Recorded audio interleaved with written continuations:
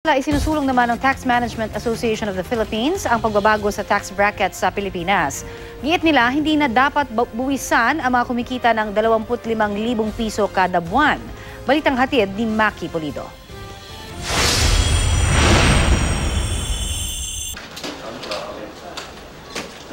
Marami sa atin umaaray pag nakita sa payslip ang buwis na kinakaltas kada payday.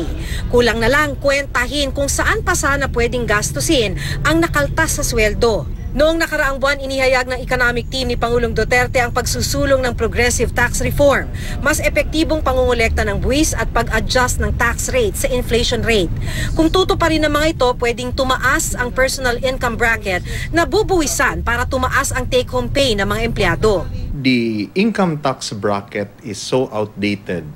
This was put in place in 1987 and until now it has not been adjusted.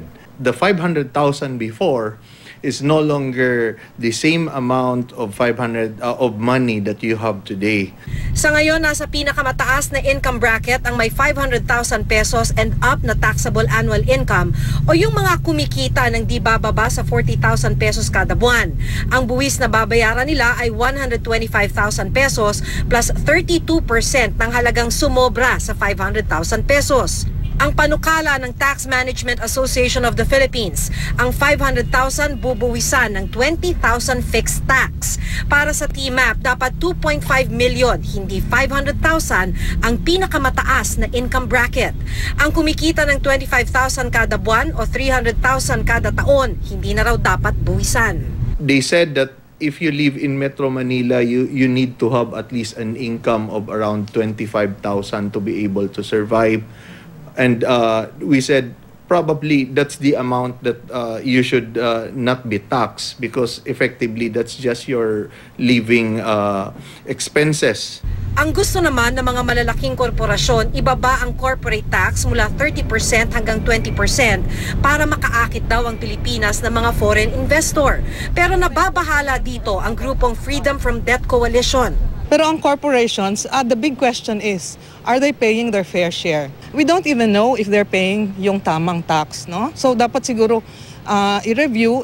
Hindi nakalusot sa Aquino administration ng tax reform bill dahil tinatayang 30 billion pesos ang mawawalang kita ng gobyerno.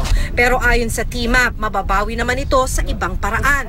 Improve compliance, raise the collection of from our VAT system, and hopefully that way the total amount that you can get from all these efforts would easily offset what you will lose in terms of the reduction from the withholding tax from the income tax rates.